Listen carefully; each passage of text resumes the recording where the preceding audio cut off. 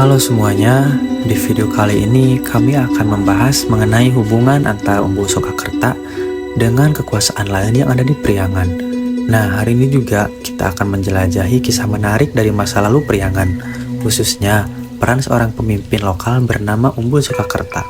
Nah, di sini kami akan membantu kalian memahami bagaimana ia menjalin hubungan dengan berbagai kekuasaan, dari kerajaan hingga para ulama, yang membentuk identitas dan tatanan sosial di wilayah tersebut.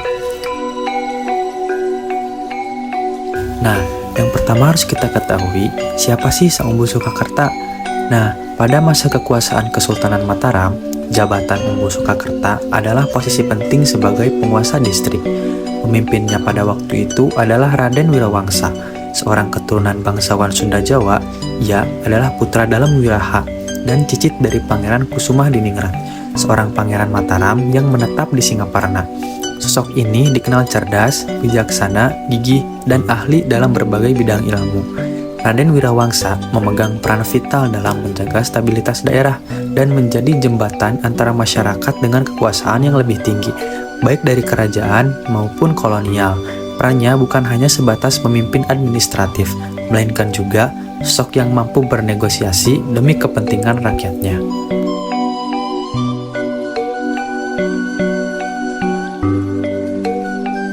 Selanjutnya, ada salah satu momen paling krusial dalam sejarah Raden Wirawangsa adalah ketika ia ikut berperang untuk menumpas pemberontakan di Pati Ukur.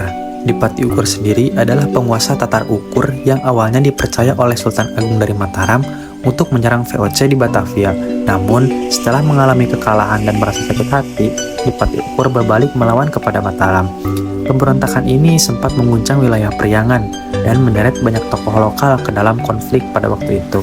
Sultan Agung sangat murka dan mengeluarkan titah keras untuk menumpas di Pati Ukur dan seluruh pengikutnya. Para pemberontak, termasuk beberapa umbu lain, dijatuhi hukuman berat, mulai dari dipenggal hingga direbus hidup-hidup.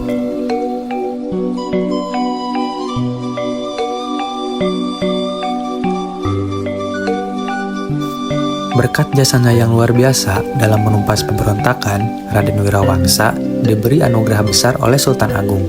Pada tahun 1641, ia diangkat menjadi bupati di Sukapura, wilayah yang sebelumnya bernama Soekakerta. Sultan Agung juga mengganti nama Wirawangsa menjadi Raden Tumenggung Wiradadaha I. Wiradadaha ini merujuk pada makna atau prajurit dan kesatria yang penuh keberanian sesuai dengan pribadi Wirawangsa. Tak hanya jabatan, Sultan Agung juga memberi kemerdekaan bagi Sukapura. Wilayah ini dibebaskan dari kewajiban upeti terhadap Mataram selama 7 turunan. Selain itu, wilayah kekuasaan Wiradadaha I juga diperluas dengan tambahan 3 wilayah baru yang diambil dari para umbul yang memberontak, yaitu Saung Gantang, Taraju, dan Malangbong.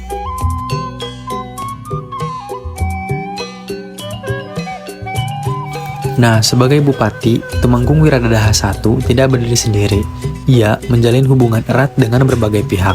Salah satunya adalah dengan ulama besar, Syekh Abdul Muhyi dari Pamijahan. Syekh Abdul Muhyi berperan sebagai pembimbing spiritual dan penasihat moral, membantu Wiradadaha I menerapkan syariat Islam dalam pemerintahannya. Hubungan mereka semakin kuat karena Wiradadaha I menikahi adik bungsu Syekh Abdul Muhyi, yaitu Raden Ajeng Halimah atau Ayu Salamah, menjadikannya ipar sang syekh. Selain itu, Wiradadaha I juga bagian dari jaringan elit penguasa Priangan yang dibentuk langsung oleh Sultan Agung. Pengangkatannya bersamaan dengan Tumenggung Wirangun-Angun di Bandung dan Tumenggung Tanubaya di Parakan Muncang, sebagaimana tercantum dalam Piagam Sukapura tahun 1641. Dokumen ini membuktikan bahwa keberadaan Wiradadaha I merupakan bagian dari strategi geopolitik Mataram untuk mengendalikan Priangan pasca pemberontakan di Pati Ukur. Nah, kesimpulannya, dengan demikian Umbu Soekakerta yang kemudian dikenal sebagai Tumenggung Wiradadaha I merupakan elemen kunci dalam proses sejarah yang membentuk tatanan politik dan sosial pada masyarakat Priangan pada masanya.